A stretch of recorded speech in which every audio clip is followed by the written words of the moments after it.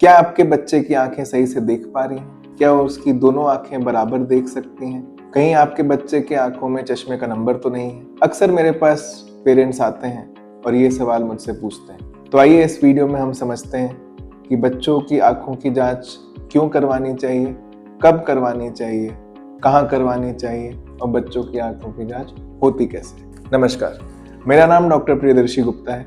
मैं cataract and retina surgeon हूँ।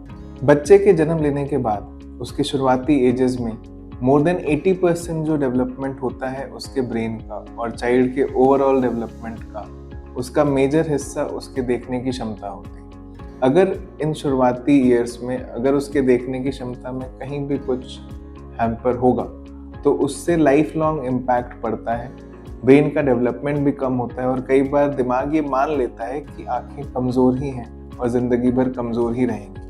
इसलिए बच्चों का आई चेकअप उनके शुरुआती एजेस में काफ़ी ज़्यादा ज़रूरी होता है और कई बार पेरेंट्स जो हैं इस बात को इग्नोर कर देते हैं या उन्हें पता ही नहीं होता इसकी अहमियत कि बच्चों की आंखों की जांच क्यों करवानी चाहिए। बच्चों में बहुत सी बीमारियां हो सकती हैं, जैसे कि आंखों में चश्मे का नंबर आ जाना। अगर बच्चा सही पावर का चश्मा नहीं लगाएगा तो उसे कम ही दिखेगा। इसके अलावा आंखों में कई बार बहंगापन या तिरछापन, स्क्विंट जिसे कहते हैं, वो हो सकता है।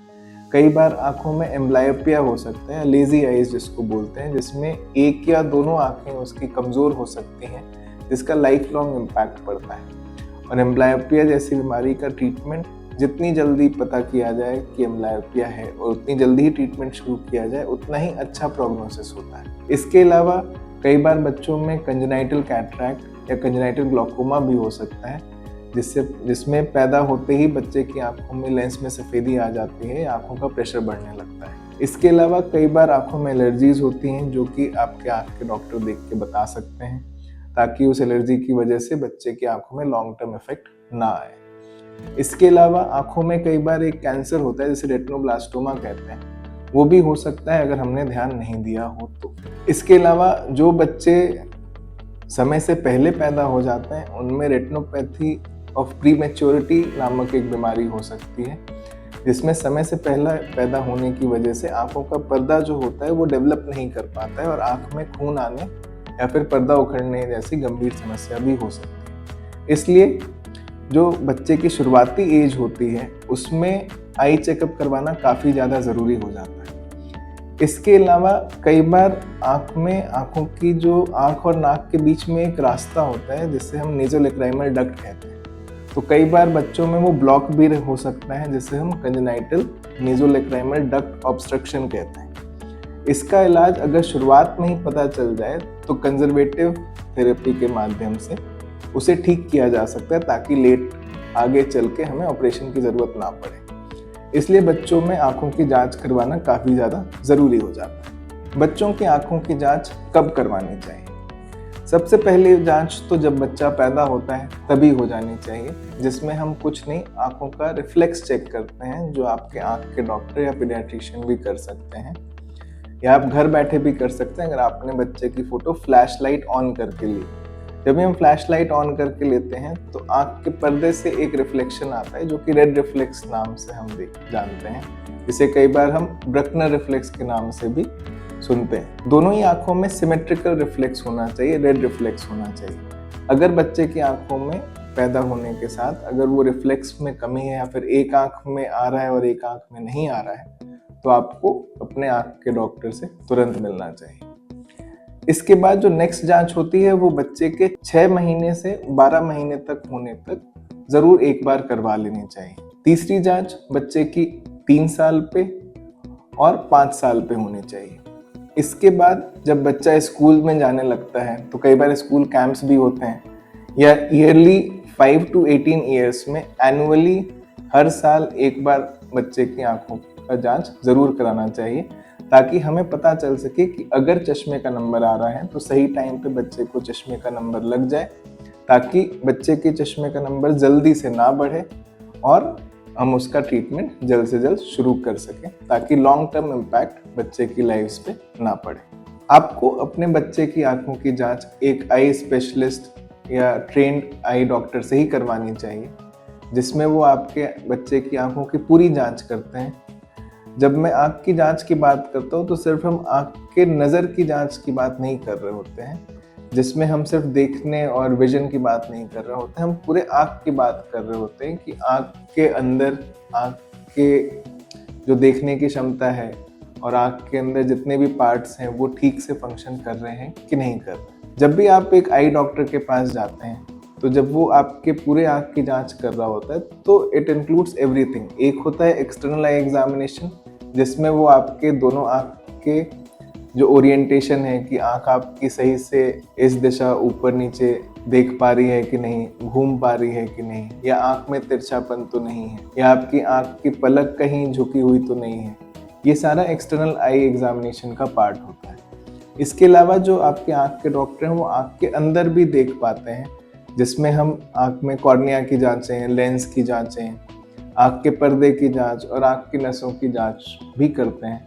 तो एक कम्प्रिहेंसिव टोटल आई एग्जामिनेशन करवाना काफ़ी ज़रूरी हो जाता है। एक पिता होने के नाते मैं अपने बच्चे में उसका बिहेवियर पैटर्न ज़रूर ऑब्जर्व करता हूँ। फॉर एग्जाम्पल, अगर वो किताब पढ़ रहा है तो अगर बहुत नज़दीक ला के पढ़ रहा है या अपनी आँखें बहुत मींच रहा है, या दूर टीवी देखने के लिए भी उसे आँखें अपनी नीचनी पड़ रही है, या स्कूल से कभी शिकायत आ रही है कि बच्चा पीछे बैठ के असाइनमेंट्स नहीं कर पाता है, तो इन स्थिति में आपको अपने आँख के डॉक्टर से मिलना चाहिए। या अगर आपके बच्चे की आंखों में तिरछापन आ रहा है, स्क्विंटिंग आ रही है, या बच्चा आंखें बहुत मलता है या खुजलाता बहुत है, तो इन स्थिति में भी आपको अपने आँख के डॉक्टर से मिलना चाहिए और समय रहते हुए सही इलाज का शुरुआत करवाना चाहिए। बच्चों में देखने की क्षमता काफ़ी ज़्यादा होती है, तो कई बार अगर बच्चे नहीं भी देख पा रहे होते हैं तो उनकी आंखें जोर लगा के चीज़ें देखने की कोशिश करती है। तो जब भी हम आंख में विजन की बात करते हैं या देखने की जब हम जांच कर रहे होते हैं, तो आपके जो आई हेल्थ केयर प्रोफेशनल होते हैं वो दवाई डाल के ही जांच करते हैं। अगर बड़ों में चश्मे देने की बात होती है तो कई बार बिना दवाई डाले हम डायरेक्टली चश्मे का नंबर दे सकते हैं, बट बच्चों में हम ऐसा नहीं करते हैं। बच्चों में दवाई डाल के और प्रॉपर जांच करके चश्मे का नंबर निकाला जाता है। कई बार 1 से 2 या 3 विजिट्स भी होती हैं बच्चों की, जिसमें वो प्रॉपर सही चश्मे का नंबर देना काफ़ी ज़रूरी हो जाता है। क्योंकि बच्चे तो बता कई बार पाते नहीं हैं कि उन्हें दिख भी रहा है कि नहीं दिख रहा है, तो कई बार हम ई चार्ट का इस्तेमाल करते हैं, जिसमें हम ये देखते हैं कि जो ई है वो किस दिशा में खुला हुआ है, ऊपर नीचे दाएं या बाएं। इसके अलावा कई बार पिक्टोरल रिप्रेजेंटेशन भी करते हैं, जिसमें हम पिक्चर्स के माध्यम से बच्चों को डिफरेंट साइजेस के हम दिखाते हैं, उनसे पूछते हैं कि ये क्या दिख रहा है उन्हें। इस तरीके से बच्चों की जो सब्जेक्टिव आई जांच होती है वो की जाती है। इसके अलावा जब हम ऑब्जेक्टिव रिफ्रैक्शन की बात कर रहे होते हैं तो बच्चे की आंखों में दवाई डाली जाती है, दवाई डाल के उसकी आंखों के चश्मे का सही नंबर निकाला जाता है और तभी हम उनको चश्मे का नंबर प्रिस्क्राइब करते हैं। बच्चे की आंखों की जांच एक काफ़ी अंडररेटेड टॉपिक है। आजकल के ज़माने में जब हम काफ़ी बिजी हो गए हैं एज अ माता पिता, एज अ पेरेंट्स, तो उस स्थिति में बच्चों की आंखों की जांच कई बार नेग्लेक्ट हो जाती है या नज़रअंदाज हो जाती है। कृपया ऐसा ना करें। समय रहते एक गोल्डन पीरियड होता है। गोल्डन पीरियड मतलब शुरुआत के 7-8 साल। अगर इन शुरुआती सालों में बच्चे की आंखों में अगर कोई भी दिक्कतें हैं या चश्मे का नंबर है, ऐसी कोई गंभीर समस्या है, तो उसका समय रहते इलाज कराना काफ़ी ज़्यादा ज़रूरी होता है। मेरे पास कई बार पेशेंट्स आते हैं जो 17, 18, 20 साल की उम्र के हैं। उनको कई बार पता ही नहीं चलता है कि उनको एक आंख से कम दिख रहा होता है, क्योंकि वो हमेशा दोनों आंख खोल के चल रहे होते हैं, काम कर रहे होते हैं, तो उन्हें कभी पता ही नहीं चल रहा होता है कि एक आंख उनकी कमज़ोर है। तो ये इसे हम लैक ऑफ अवेयरनेस कहें या इग्नोरेंस कहें। As parents we should not ignore this. आपके बच्चे की आंखों की जिम्मेदारी जब तक वो खुद नहीं ले सकता है तब तक आपकी ही है, और आपके लैक ऑफ अवेयरनेस की वजह से आपके बच्चे को नुकसान नहीं पहुंचना चाहिए। अगर इस वीडियो के माध्यम से किसी एक बच्चे की आंखें भी सुधरती हैं या समय रहते उस बच्चे की आंखों का इलाज शुरू हो जाता है या पेरेंट्स जागरूक हो जाते हैं, तो इस वीडियो पे की गई मैं अपनी मेहनत को सार्थक मानूंगा और मुझे बेहद खुशी हो। अगर इस वीडियो से आपको सहायता मिली हो तो ये अपने दोस्तों में और फैमिली में ज़रूर शेयर करें, वीडियो को लाइक करें और चैनल को सब्सक्राइब करें। इस चैनल पे हम आँख से जुड़ी हुई बातें करते हैं और मैं कोशिश करता हूँ कि हर बार कुछ नई चीज़ों के बारे में आपसे डिस्कस करूँ। Thank you. नमस्कार।